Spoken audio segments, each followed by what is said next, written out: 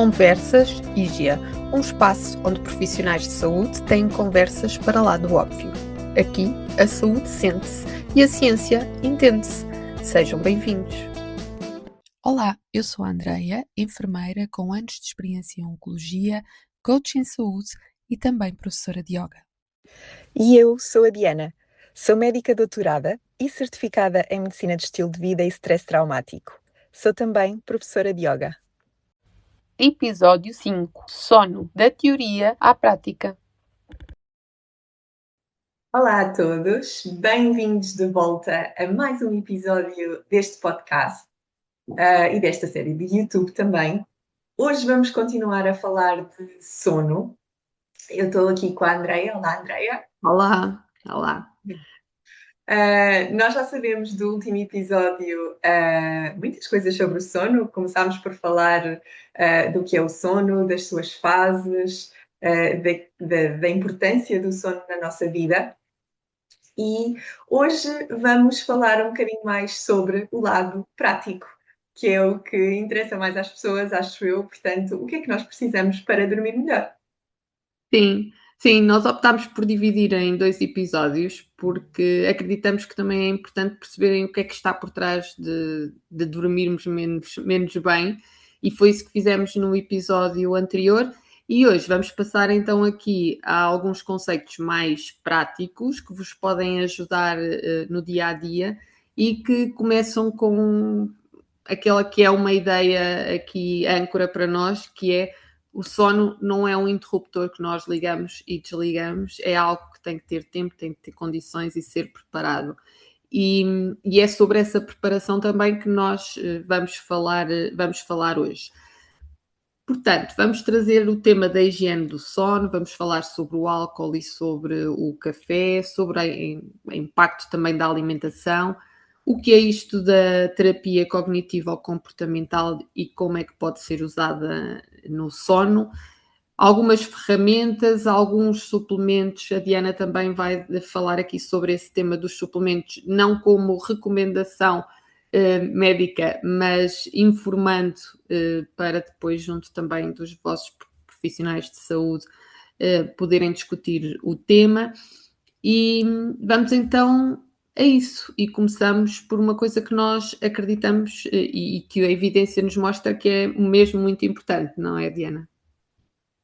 Sim, olha, vamos começar com a higiene do sono. A higiene do sono eu acho que é vista muito ainda como se eu tiver tempo faço. Mas estes comportamentos são os que fazem mais diferença para o nosso sono. São também normalmente os mais difíceis de implementar, dado o ritmo e o estilo de vida que nós temos atualmente. Mas, de facto, estes fatores comportamentais, vai ser muito difícil fazer a diferença. Então, vamos aqui a tirar vários fatores e vários fatores importantes. Vamos começar pela regularidade, que nós falámos no episódio anterior. Portanto, ter uma hora mais ou menos fixa de levantar e uma hora mais ou menos fixa de ir para a cama. Então, o que é que isto faz? Faz com que nós ancoremos o nosso relógio circadiano e seja mais fácil para o nosso corpo perceber o ritmo. Nós somos feitos de ritmos e não nos ajustamos muito bem quando a nossa hora de acordar muda de um dia para o outro ou a nossa hora de deitar muda de um dia para o outro. Então, um truque muito fácil aqui, por exemplo, acordar com despertador, há muita gente que o faz até por uma questão de necessidade, mas ter um despertador para ir para a cama, ou um alarme para ir para a cama já não é tão comum, mas fica uma dica muito simples, um alarme para levantar, um alarme para deitar. Uhum. Diana, e no seguimento disso, deixa-me fazer-te uma pergunta que eu acho que a maior parte das pessoas se hão de reconhecer nisso. E dormir um bocadinho mais, aproveitar o fim de semana e o feriado para ter um ritmo diferente daquele que é o ritmo do dia a dia. Certo, por acaso não falámos disso no episódio passado, mas isso é uma coisa que se chama jet lag social. um, em que nós, de facto, dormimos ou tendemos a acordar mais tarde ao fim de semana. O problema disto não é exatamente durante o fim de semana, mas o que acontece é que depois nós chegamos ao domingo à noite, como acordámos mais tarde no domingo de manhã, vai ser muito difícil nós adormecermos à hora certa, digamos assim. E, portanto, à segunda-feira já vamos começar com déficit de sono. E Uhum. este déficit de sono não é fácil de compensar para o nosso relógio interno, para o nosso ritmo circadiano. E, portanto, esse é o problema dos fins de semana, é que quando, idealmente, nós fazemos exatamente a mesma coisa ao fim de semana que fazemos durante a semana. Mas estou muito consciente também que estamos a falar de um cenário ideal, não é? E que a maior parte das pessoas anda em privação de sono e depois precisa de dormir um bocadinho mais. Mas eu diria não estender demasiado o sono ao fim de semana para se poder ir para a cama ao domingo à noite a uma hora que nos permita acordar frescos na segunda-feira. Uhum. Sim. E outra coisa que também pode parecer senso comum é a questão do dormir no escuro. Né? Nós dormimos à noite e fazemos a nossa vida de dia, portanto, dormimos quando não há luz na rua, e isto também faz parte da regulação do nosso ciclo, por isso a importância de dormir às escuras. E porquê? Nós falámos no episódio anterior sobre aqui esta dança das nossas hormonas, e o facto de estarmos às escuras é que vai ligar o interruptor da produção da melatonina, e que diz ao cérebro que é noite e que é o momento de dormir. Isto não é imediato, como eu disse há pouco, e por isso nós podemos preparar este momento de ir para a cama, não só dormirmos num espaço sem luz, mas começar a diminuir a nossa exposição à luz pelo menos uma hora antes de ir para a cama. Por exemplo, desligarmos as luzes mais fortes da nossa casa, temos pontos de luz mais fracos, candeeiros sem ser de teto, que possam dar uma luz mais fraca. Durante a noite, caso seja necessário, a utilização das máscaras também de tapa-olhos, se dormirmos num local onde não é assim tão escuro, usarmos cortinas que tapem mesmo a luz, e, e tudo isto tendo a ideia de que podemos ir preparando e não só desligarmos a luz no momento em que nos deitamos na cama. Sim, e deixa-me só acrescentar também que nós somos extremamente sensíveis a partir da altura do pôr do sol, qualquer exposição à luz já vai fazer alguma inibição da produção de melatonina.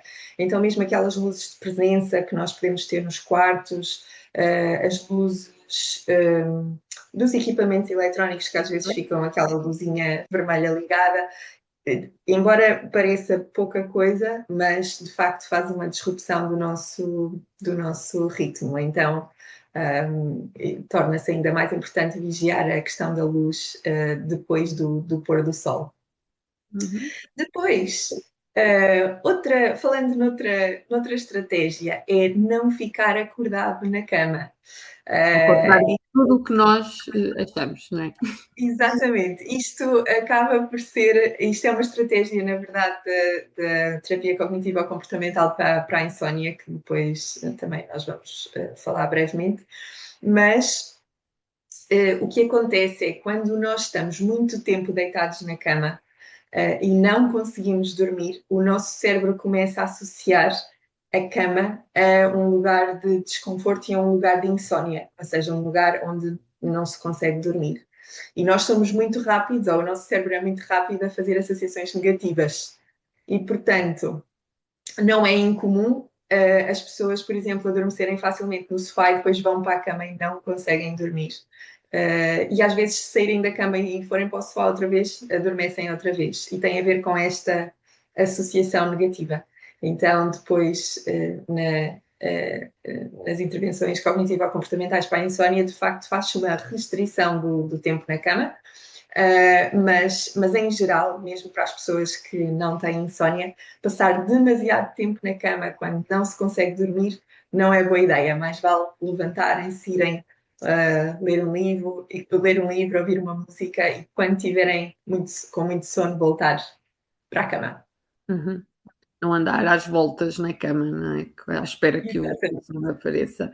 E falámos da Exato. luz, da falta da necessidade de falta de luz à noite, mas temos também o benefício da exposição à luz na manhã. E acho que conseguem perceber com aquilo que nós também já falámos, de nós estarmos, a natureza a ajudar-nos também a regular. E, portanto, a luz solar matinal vai aumentar o pico de cortisol matinal até 50%. E nós todos sabemos o quanto a exposição solar pode ser prejudicial quando estamos a falar em cancro da pele. Não podíamos deixar também de dizer isso, mas sabemos também quais são as horas mais seguras para haver esta exposição e não precisa de ser sol direto, não é? É a exposição à luz. Sim, e aí ressalvar também que na questão do cancro da pele, e quando estamos a falar de produção de vitamina D, por exemplo, nós precisamos ter a pele exposta. Neste caso, nós precisamos só de apanhar luz nos olhos, ou seja, que a luz nos entre na retina. E, portanto, neste caso, podemos estar vestidos, podemos estar protegidos, não há essa preocupação. E dizer também que, tal como nós falámos há pouco, que à noite nós somos extremamente sensíveis à luz e isso inibe logo a produção de melatonina. Neste caso, durante a manhã é ao contrário, é quanto mais luz melhor e não somos assim tão sensíveis à luz. Ou seja, se nós acordarmos e tivermos em nossa casa ou mesmo dentro do nosso carro a apanhar luz através de um vidro, não é a mesma coisa e não é o mesmo estímulo para o nosso sistema do que estar na rua exposta diretamente à luz do sol ou à luz do dia, digamos assim, Uhum. quando não há sol.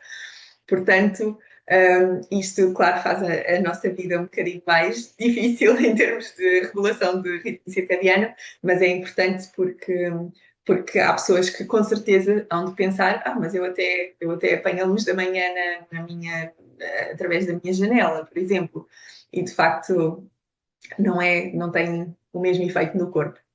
Sim, um bom truque, tomar o pequeno almoço se tiverem uma varanda, abrirem a varanda e virem tomar o pequeno almoço cá para fora, pode ser uma Exatamente. ajuda. Ou então fazerem um percurso para o trabalho a pé, quando há essa possibilidade. E uma outra coisa que também parece um bocadinho ao contrário daquilo que é o senso comum, quem não gosta de dormir num quentinho. Pois é. Então, a temperatura é uma coisa, nós já falámos no episódio anterior, que também é um fator muito importante para uma boa qualidade de sono. O nosso corpo precisa de perder temperatura durante a noite para termos sono profundo, digamos assim. Uh, mas para isso nós precisamos de um quarto relativamente fresco. Então, à volta dos. Normalmente diz entre os 18,5 e os 20 graus são boas temperaturas para promover essa perda da temperatura durante a noite. Uhum. Então, manter o quarto fresco também é das coisas mais importantes e torna-se mais importante à medida que a idade avança. Depois também já vamos falar um bocadinho Sim, sobre isso. sim, vamos falar nessas fases. Sim. E uns voltamos agora vamos passar para um tema polémico, porque eu acho que mexe enquanto sociedade, acaba por mexer também com os nossos hábitos e nós portugueses, efetivamente, bebemos muito café e também temos uma das maiores taxas de consumo de álcool e fora tudo o resto que pode causar, nós vamos focar aqui o que é que estes dois produtos podem trazer de menos bom para o nosso sono. O álcool, que nós aparentemente podemos achar que é indutor do sono, quem nunca assistiu a alguém que bebeu mais e acaba à noite a dormir, mas a verdade é que ele não induz o sono, ele é sedativo e isso é diferente de ter um sono tranquilo e restaurador, não é, Diana? Sim, exatamente, ou seja, a assinatura elétrica, ou seja, as ondas que são produzidas no nosso cérebro durante a sedação do álcool não é exatamente equivalente a um sono profundo e reparador. Portanto, esse é um dos três problemas que eu diria com o álcool. Um é de facto ser sedativo, mas não. A sedação e sono de facto são coisas completamente diferentes. Uhum. O segundo é que tende a fragmentar o sono. O que é que isto quer dizer? Nós podemos, especialmente se bebermos muito, ter a impressão que o sono é uma coisa seguida e que dormimos muito sob o efeito do álcool, mas de facto há micro-despertares durante a noite. E portanto o álcool aqui vai mexer essencialmente com a qualidade do sono. Não, a qualidade do sono com o álcool não é de facto a mesma. Uhum. Sim. E depois Sim. temos o problema do sono REM. Queres falar, André?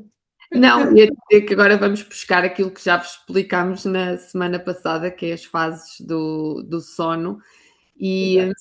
e aqui o álcool bloqueia o sono REM, que, como nós vimos, é muito importante para a formação da memória, do humor, regulação emocional, e, portanto, esse é também um dos impactos do consumo de álcool. E porquê é que isto acontece, Diana? Queres explicar? Quero. Deixa-me só dizer que, pegando nisso que tu disseste, é a questão de beber para esquecer. Sim. É um esquecimento muito temporário, porque depois nós acabamos por não processar a parte emocional, que é o que fazemos prioritariamente durante o sono Sim. REM.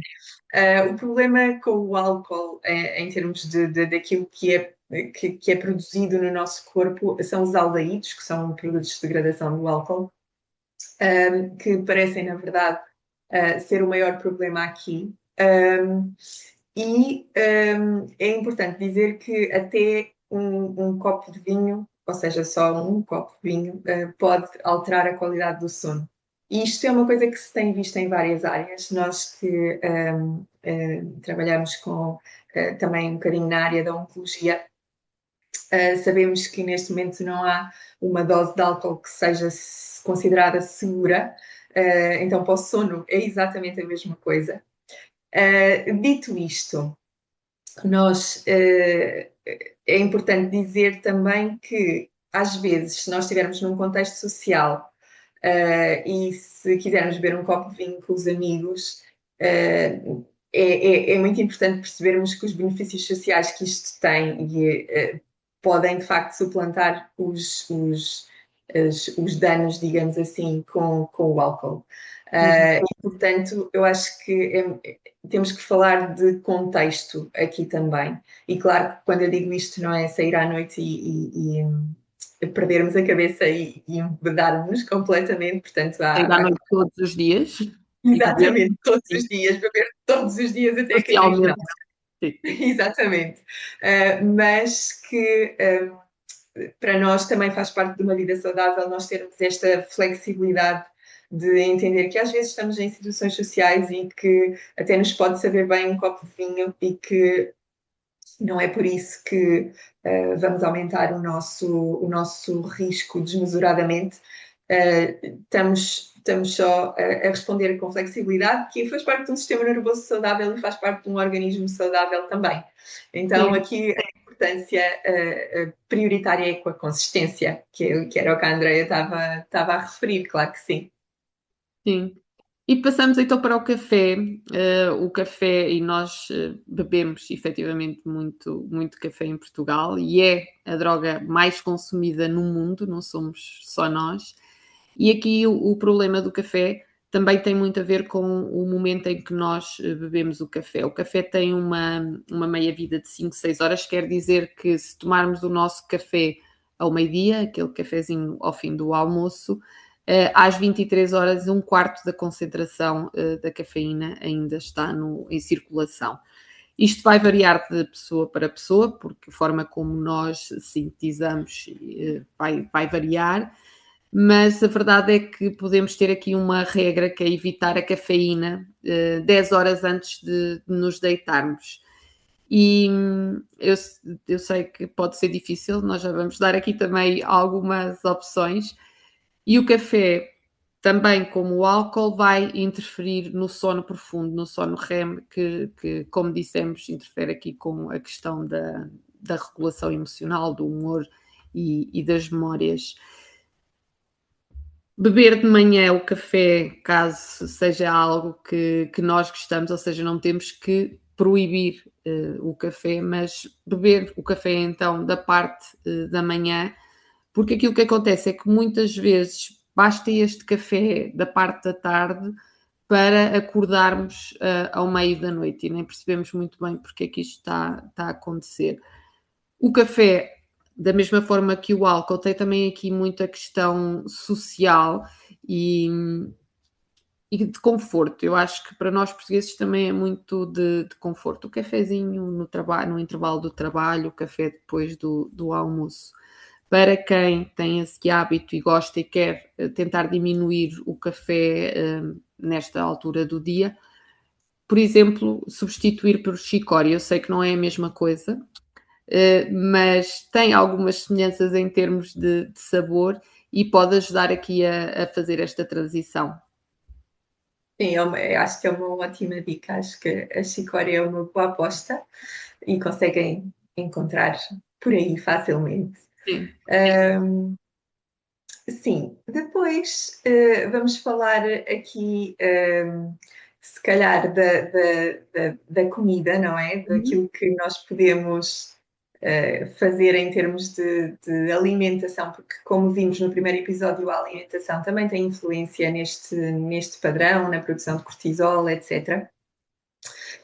Talvez aqui uma das coisas mais importantes seja frisar que os carboidratos de libertação rápida, de facto, pioram a qualidade do sono, e aqui estamos a falar essencialmente desconstruindo isto, mas as coisas como o açúcar, ou os açúcares mais conhecidos, os bolos, as Uhum. bolachas, aquelas coisas.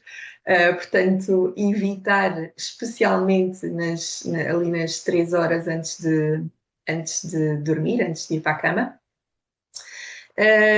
Eu acho que ainda não se sabe exatamente quais são todos os mecanismos pelos quais o açúcar de facto faz aqui uma perturbação do sono, mas pensa-se que um deles é o facto do açúcar ser muito metabolicamente ativo, ou seja, ele é assimilado e transformado em energia muito rapidamente.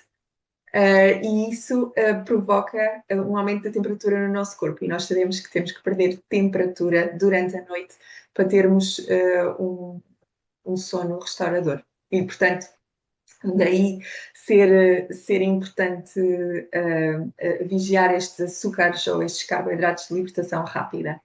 Depois, pelo contrário, também dietas muito pobres em carboidratos podem também contribuir para, por exemplo, uma insónia ou para uma dificuldade em dormir.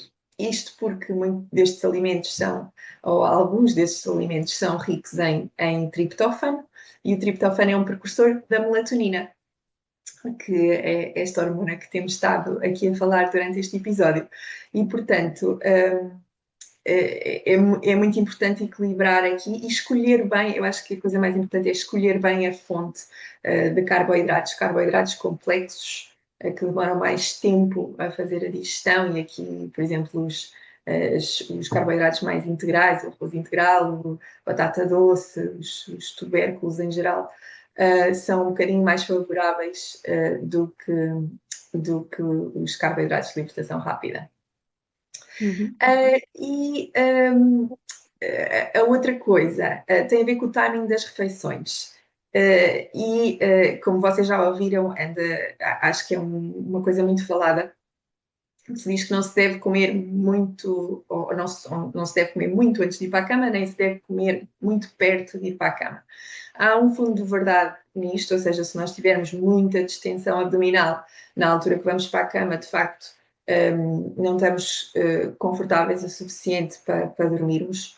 Para pessoas que têm refluxo gastroesofágico, não é? Aquela sensação de azia quando se deitam, também é uma coisa importante. Se comermos muito perto de ir para a cama, vai piorar a azia, portanto, evitamos fazê-lo.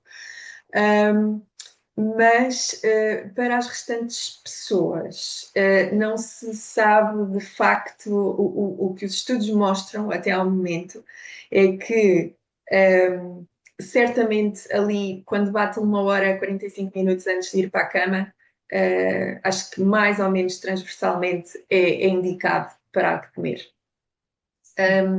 Portanto, aquelas ceias mesmo antes de ir para a cama, nós vamos desencorajar.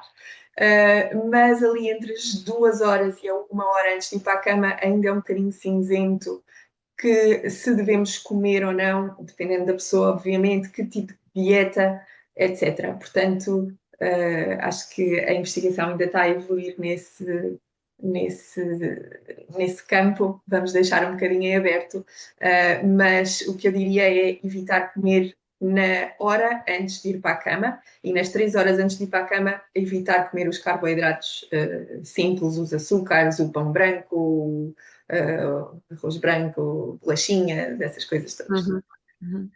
Olha, e de tudo aquilo que nós aqui tivemos a falar, acho que há uma ideia que pode ficar, que é a seguir a uma má noite, não tentarmos compensá-la.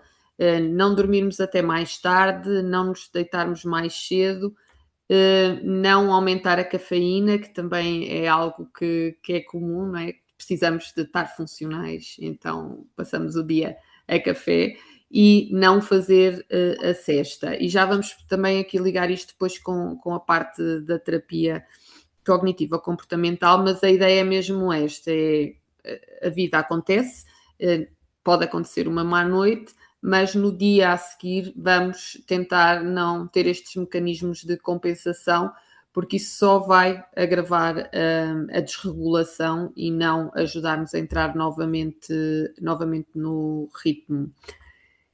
Tu falaste aqui na parte da alimentação e a disrupção da glicose na manhã seguinte pode ser parcialmente compensada fazendo também, pode fazer exercício. E eu acho que nós também conseguimos perceber muito bem esta, às vezes, necessidade do nosso corpo de uma noite mal dormida, o que é que acontece a seguir quando acordamos, não é? Que é, Claro. apetece comer este mundo e o outro. Outro, é verdade. Sim. E sabemos isso muito bem, e especialmente doces, como falámos no episódio anterior. Sim, Olha, e aqui diz. passamos a falar da terapia cognitiva comportamental para a insónia e para uma boa rotina de relaxamento antes de dormir. Nós não vamos cobrir completamente esta terapia cognitiva comportamental, que é uma intervenção mais vasta.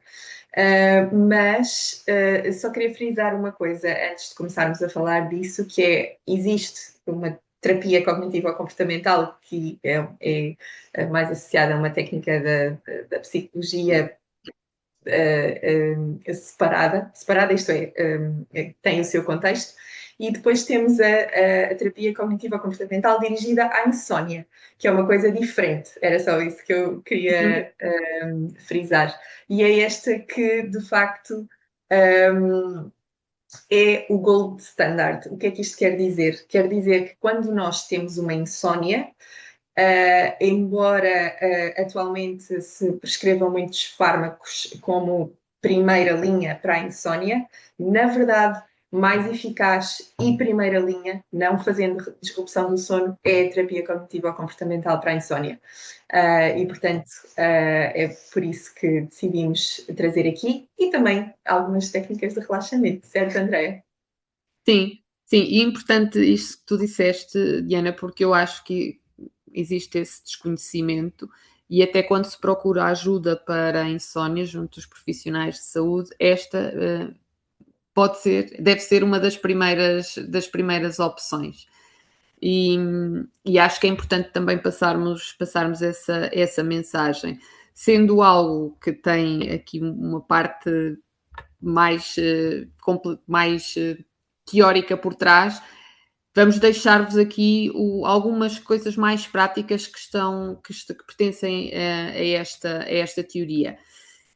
Uma delas, já aqui fomos falando, que é reduzirmos o tempo na cama e depois sim ir aumentando. E como é que nós podemos fazer isso? A forma mais fácil não é mexer na hora que acordamos, é mexer na hora a que nos deitamos e, portanto, ir progressivamente andando com a hora a que nos deitamos para trás. Isto prende-se com o facto de não irmos para a cama, como dissemos, sem sono e depois ficarmos à espera que o sono apareça.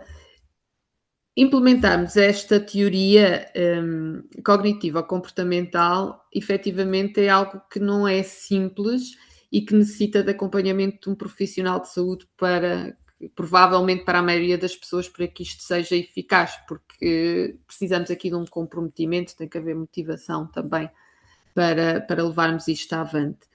Como a Diana falou, o relaxamento, o sono, mais uma vez, não é um interruptor, nós temos que preparar o nosso corpo e as técnicas de relaxamento podem ser aqui importantes aliados. Darmos tempo ao corpo para ir acalmando até à hora de irmos dormir. E um mito, ou não, provavelmente acham que contar ovelhas é muito eficaz, nós aprendemos isso logo desde pequeninos, contar ovelhas, mas não só não é eficaz, como até pode fazer com que aumente o tempo que demoramos a dormir. E podem-se espantar, mas Diana, o que é que tu descobriste? O que é que eu descobri? Há um estudo muito interessante, de facto, há um estudo sobre contar ovelhas, contar carneiros, que nós achamos o máximo, mas o que parece ser mais eficaz é fazer um género de passeio mental.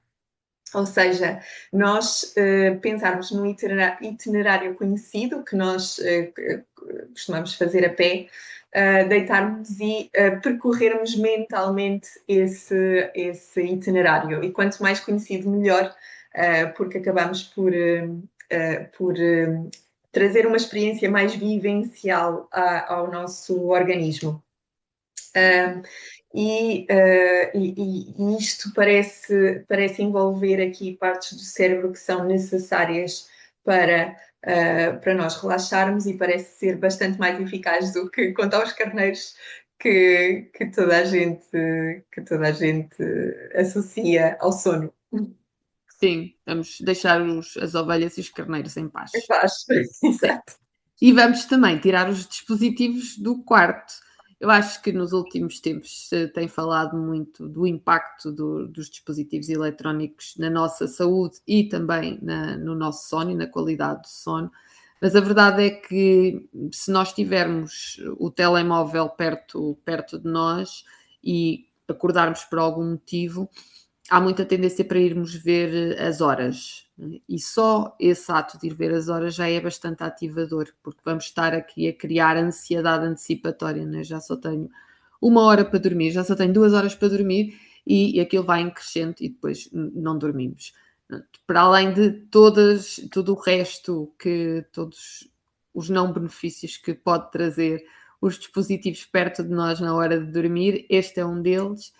E voltarmos ao velho despertador analógico pode ser uma das opções, porque há quem precise mesmo de acordar com um despertador e funções de despertador já existem há muitos anos, muito antes dos telemóveis, e nós podemos sempre resgatar o velho e bom despertador.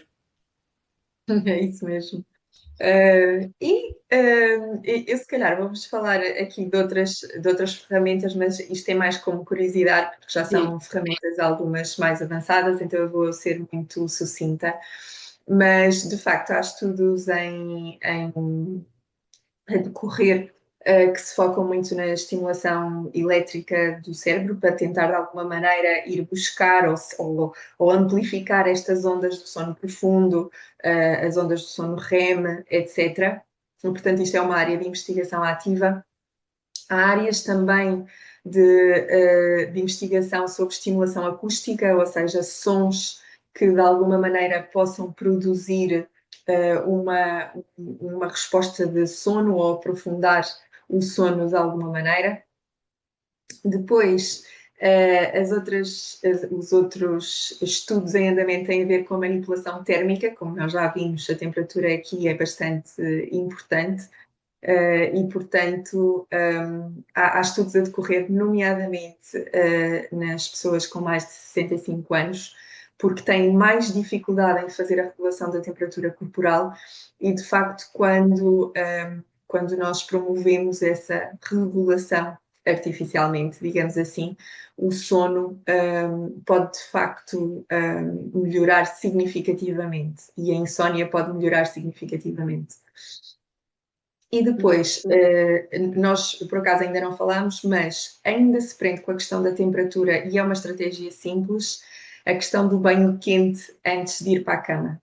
O banho quente, tradicionalmente, é pensado mais como uma estratégia de relaxamento, e é uma estratégia de relaxamento, mas também é uma estratégia super eficaz para promover a perda de temperatura corporal. Eu sei que isto é um bocadinho contraintuitivo, mas o que acontece é que o banho quente vai promover a vasodilatação nas nossas extremidades, ou seja, os vasos sanguíneos vão se dilatar nas nossas extremidades, mãos, pés, cabeça, e como estão mais dilatados, o sangue flui mais às extremidades e é possível perder mais temperatura. Ou seja, a seguir a um banho quente, nós estamos em ação para perder temperatura corporal. É um bocadinho contra-intuitivo. E os outros estudos também que estão em ação e que são fantásticos e que se prende muito também com a regulação do sistema nervoso é aquilo que nós chamamos de manipulação sinestésica, que é o facto de haver um mecanismo em que as pessoas são, de alguma maneira, embaladas. Ou seja, as camas mexem e embalam-nos devagarinho. E de facto já se sabe que tem impacto na qualidade do sono, não se sabe ainda muito bem o mecanismo, mas este movimento de embalo que nós estamos tão familiarizados com ele desde que nascemos, de facto parece produzir efeitos na qualidade do sono, que é fantástico. Sim, e é super engraçado porque eu acho que nos mostra como nós, naturalmente, chegamos àquilo que precisamos, não é? O embalo, nós embalamos, porque é que nós embalamos as crianças? Porque é que nós embalamos Claro. os bebés, né? Chegámos lá e é super engraçado. Olha, vamos passar a uma parte que é a parte da suplementação, que tu é uma área que tu costumas também trabalhar em consulta e mais uma vez, aqui deixar esta ressalva de existe evidência, e tu vais falar sobre alguns suplementos, mas estes devem ser feitos com recomendações específicas e com acompanhamento. Tomarmos suplementos sem termos indicação para isso e sem ser o adequado na nossa situação, pode não trazer benefício nenhum, pelo contrário, portanto, deixarmos-vos esta ressalva, mas achámos que também era importante trazer o tema aqui para perceberem que existem alternativas e levar também esta discussão para os vossos profissionais de saúde. Sim, é exatamente. Ou seja, isto tem que ser sempre muito acompanhado, porque depois há suplementos que, apesar de serem eficazes, não estão indicados em algumas circunstâncias. Portanto, sim, este é dos temas que nós precisamos mais de intervenção de profissionais de saúde aqui para ajudar a fazer a gestão, e isto é puramente informativo. Então, vamos se calhar começar por um que as pessoas também intuitivamente usam muito, inclusivamente os jovens, que são os derivados da cannabis. E a cannabis, vocês sabem que há essencialmente dois compostos, é o THC e o CBD. O THC e qualquer produto com THC não é recomendado para ajudar com a insónia, de alguma maneira, ou melhorar a qualidade do sono. De facto, faz adormecer mais rápido, mas cria tolerância. E a outra coisa que faz é bloquear o sono REM, que é o sono, tendencialmente onde nós sonhamos e onde fazemos o processamento das memórias emocionais. Portanto, vai bloquear uma parte importante do sono. A outra coisa é que quando nós paramos este composto, o sono REM vai tirar os atrasados e de repente as pessoas começam a sonhar como se não houvesse amanhã e com sonhos vívidos e bastante incomodativos. Portanto, é por este motivo que o THC não é recomendado de todo. O CBD, dados mistos, até ao momento, também a evidência ainda não é fantástica, mas nós sabemos que doses baixinhas, ali abaixo dos 25 miligramas, podem ter um efeito estimulante, na verdade, e doses um bocadinho mais altas podem ajudar a promover o sono. Mas as vias pelas quais isto acontece ainda não são completamente esclarecidas também. É uma área de investigação, não são compostos que eu uso tradicionalmente para fazer, para regular o sono ou para melhorar o sono. É só, eu sei que é muito usado, que as pessoas usam muito e, portanto, trazemos aqui o tema. Uhum. Força, André, queres falar de Não, não, magnésio? não, não, segue, segue. Continuo. Segue. E vais passar para o magnésio, não é? E sobre o magnésio acho que também é importante porque existem vários suplementos de magnésio. Sim, é verdade. O magnésio, os compostos que normalmente se recomendam aqui nesta questão do sono é o magnésio L-trionato e o magnésio bisglicinato, ou glicinato. Os estudos, apesar de tudo, na área do sono não são fabulosos. Temos estudos, ou temos uma meta-análise especificamente em idosos, em pessoas mais velhas, e de facto o magnésio parece facilitar a latência do sono, ou seja, a latência, o tempo até adormecer. Mas a diferença foi aí de 17 minutos, portanto é uma diferença importante, mas apesar de tudo, com algum cuidado na interpretação. Os estudos também não são de grande qualidade, portanto, lá está, temos que ter cuidado na interpretação mais uma vez, mas de facto pensa-se que o magnésio pode ter ali uma interação com os receptores de GABA, que são, isto é uma parte bastante mais técnica, mas que acaba por promover um reduzir a excitação, digamos assim, do nosso cérebro.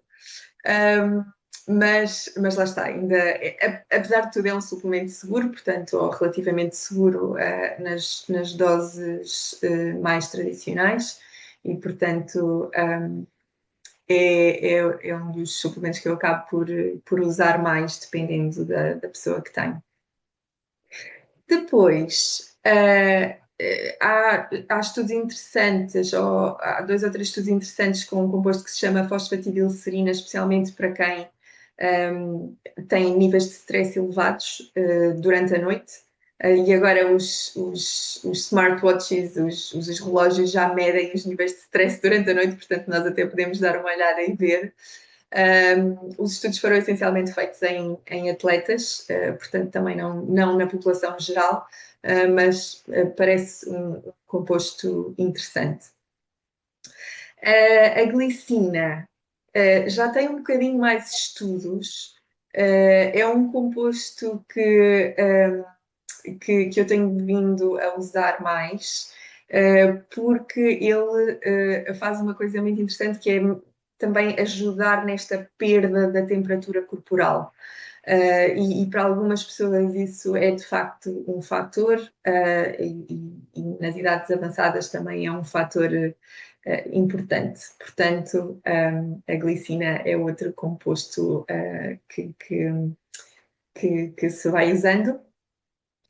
O outro a L-tianina, que é o aminoácido do chá verde, mas não tem os efeitos excitatórios, é importante Uhum. dizer aqui. Portanto, ele vai aumentar aqui os níveis de vários neurotransmissores. Um, mas ao contrário, por exemplo, de alguns fármacos, ele não vai causar dependência. Portanto, parece um composto interessante. Embora algumas pessoas tenham alguns sonhos muito intensos com este composto. Portanto, também tem que se dosear e tem que se começar por baixo e ver qual é o efeito. Depois, se calhar gostava só de falar aqui da valeriana, porque a valeriana também é uma coisa transversal, usada Sim, sim, mais comum. exclusivamente para o sono, é muito comum para o uso no sono e, de facto a evidência não sustenta o seu uso. Os estudos que temos não mostram benefício e, portanto, também é um composto que eu tendo a não usar na clínica, só fazendo aqui uma desmistificação da valeriana. Sim. E pronto. Isto é assim, suplementação muito pensada. Sim, mas, acho que foi um bom resumo para se perceber isso, que não existe, só a valeriana, que é muitas vezes o primeiro recurso, porque Verdade. precisam de prescrição, não é, e onde as pessoas facilmente vão. Perceber que isto é de facto um mundo complexo, que existem várias opções e que a avaliação individual de cada situação faz a diferença para ser prescrito aquilo que é indicado para aquela pessoa. A insónia, eh, acho que todos nós já experimentámos, uma insónia na vida. Aqui a grande questão é quando ela perdura, e e que há aquilo tudo que nós falámos, não é, os comportamentos que depois levam a isto. Mas a verdade é que muitas vezes a insónia vem de um estado de ansiedade de baixo nível. Nós vivemos muito acelerados e acaba por ser um momento em que nos deitamos, aquele onde processamos, onde refletimos e muitas vezes ficamos a refletir, a pensar, a pensar. Uma dica que costumo também dar às minhas doentes quando elas referem isto, que é usarem, antes de passarmos para a parte do relaxamento, das respirações, utilizarem o papel para depositar tudo aquilo que estão a processar. Antes de ir para a cama, temos um nosso momento de reflexão, fora até da cama, e onde que podemos colocar no papel tudo aquilo que vamos refletir, que temos para refletir do nosso dia. E depois recorrermos então às técnicas, quer técnicas respiratórias, quer técnicas de meditação, pode ser bastante útil. Nós devemos demorar entre 5 a 20 minutos a adormecer, e o facto de adormecermos instantaneamente, aquelas pessoas que ainda se estão a deitar e já estão a dormir, ou seja, rápido demais, pode também não ser bom, pode aqui mostrar que estamos com sono em dívida. Exatamente. Ou seja, de facto, com a maior parte das pessoas, nós andamos com o sono em dívida, não é? Não é preciso deitarmos a cabeça para percebermos isso, mas, Sim. mas é de facto um dos sinais que se a latência se a transição para o sono for curta demais, se for quase um colapso na almofada, Uhum. é porque provavelmente estamos em déficit. Sim. E eu agora gostava também de trazer o tema da medicação para dormir, não é? Para a Sim. insónia, que é sempre um tema muito sensível. E aqui, mais uma vez, isto não são recomendações médicas, tem puramente a função informativa, mas acho que é importante e é importante discutir com os médicos assistentes a prescrição destas medicações que normalmente eu ainda vejo muita gente a fazer coisas como benzodiazepinas e como hipnóticos para o sono. São fármacos tradicionalmente muito prescritos e muito usados também unilateralmente pelas pessoas. porque de facto dão esta sensação de estar a dormir a noite inteira. A questão é que eles muitas vezes ou frequentemente interferem com a qualidade do nosso sono, vão interagir ou despotenciar, neste caso, sono profundo, podem ter interações ou dificultar o sono REM também. Portanto, ou seja, o facto de nós estarmos na cama mais tempo não significa que estamos a descansar efetivamente e a fazer um sono reparador. Portanto, estes medicamentos eu vou só frisar que não são primeira linha para a insónia. A primeira linha é a terapia cognitiva comportamental para a insónia. E que de facto até podem ter um papel disruptor de sono, memória, etc. Depois, há novas classes de fármacos a surgir. Há uma classe de fármacos que se chama DORA, que é um acrónimo em inglês, mas são basicamente antagonistas de uma coisa que se chama orexina, e que promove a vigília. Portanto, estes fármacos parecem, neste momento, serem fármacos facilitadores do sono, sem interferir com a qualidade do sono, sem danificar, digamos assim, a qualidade do sono. Até ao meu conhecimento, estes fármacos não estão ainda disponíveis em Portugal. Não sei se podem pedir com autorizações especiais, mas é uma nova classe a vigiar também. E depois há coisas que têm o seu lugar em contexto de depressão, ansiedade, etc. Portanto, e daí isto não ser uma recomendação médica, porque todos os fármacos têm o seu lugar em determinado contexto. Uhum. E isso é Olha, importante sim, e frisar. estamos aqui quase a chegar ao fim, mas vamos falar aqui de duas situações muito específicas. Nós no último episódio já falámos sobre os adolescentes e sobre as crianças, assim, muito ao de leve, mas agora queríamos falar e vou-te deixar falar sobre o tema, Diana, sobre os idosos que nós associamos a que têm um ritmo efetivamente de sono diferente dos adultos em idade ativa. E outra grande fase, que é a fase da menopausa, que acho que nos conseguimos identificar com as dificuldades que vêm nesta fase, os afrontamentos noturnos e como isso pode interferir com o nosso sono. Sim, e muito brevemente, porque estas coisas também estão em evolução e ainda não se sabe tudo. Em relação aos idosos, nós sabemos que quanto mais velhos nós somos, mais o ritmo circadiano tende a regredir. O que é que isto significa? Que tendemos a acordar mais cedo e a ir para a cama mais cedo. Então, uma maneira simples de tentar controlar isto é tentar ficarmos acordados um bocadinho até mais tarde, porque isso depois vai ajudar a não acordarmos exatamente com as galinhas, nem ir dormir cada vez mais cedo. E dizer também que a terapia cognitiva comportamental para a insónia é eficaz nesta classe também, neste grupo, nos doentes mais velhos. Em relação à menopausa, eu acho que é das áreas onde nós precisamos de fazer mais investigação relativamente ao sono. A dificuldade na menopausa são os sintomas vasomotores, incluindo os afrontamentos, não é? Acordar à meia-noite com ondas de calor. E nós sabemos que a temperatura é uma coisa muito importante para manter o sono. E, portanto, há estratégias que se podem usar, nomeadamente manter o quarto fresco sempre, portanto, isto é especialmente importante com as temperaturas de verão. Agora já há marcas de colchões refrescantes que aliviam um bocadinho estas ondas de calor e que para algumas pessoas faz realmente a diferença.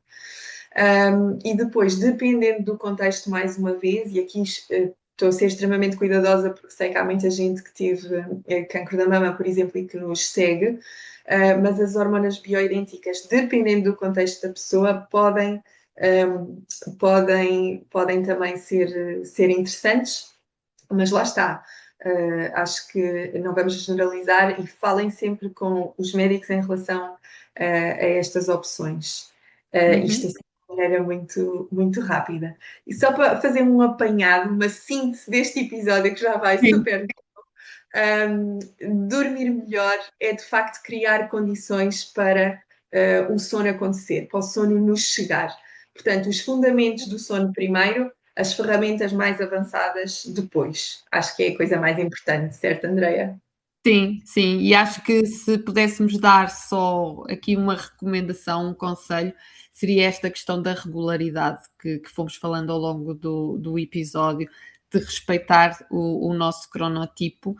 E acho que depois destes 2 episódios, esperamos termos dado informação suficiente também para perceberem o que é que está por trás desta dificuldade em dormir, que eu acho que é um flagelo também dos nossos tempos, e não é por acaso que Portugal é um dos países onde mais se consomem fármacos uh, para induzir o sono. Portanto, temos aqui um problema quase que de saúde pública, e que com estes episódios tenham percebido que os nossos comportamentos podem fazer a diferença, não sendo uma coisa simples, mas que podem ou não precisar de ajuda, certamente conseguem lá chegar.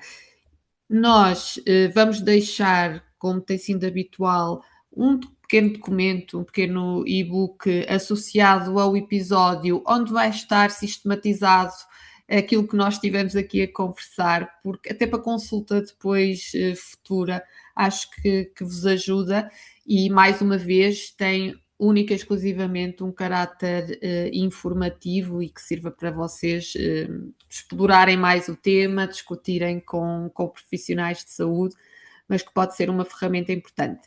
Nós, na semana passada, não demos recomendações como habitualmente, porque íamos trazer o tema ainda para este episódio, mas esta semana temos as habituais recomendações, certo, Diana? Queres começar? É verdade, as nossas sugestões de leitura e de cultura em geral, não é verdade? Sim. Então, a minha recomendação ou sugestão para esta semana é um livro que se chama A Arte de Não Fazer Nada. Não é um livro sobre sono, mas é um livro sobre a nossa cultura acelerada. E como é importante nós voltarmos a esta arte de não saber nada para desacelerar e para depois conseguir dormir melhor. Sim. E é precisamente quase o tema do meu livro, do livro que eu vou recomendar, que é Dormir é Fácil. É um livro onde se explora a terapia cognitivo-comportamental que nós fomos falando ao longo destes episódios.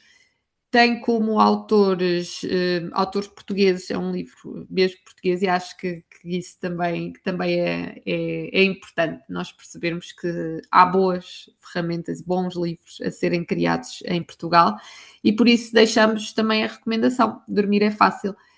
Nós depois deixamos na descrição do episódio o título dos livros e também os autores e as editoras, para serem mais fáceis de encontrar. Quem estiver em Lisboa a ouvir o episódio esta semana, podes aproveitar e ir à Feira do Livro.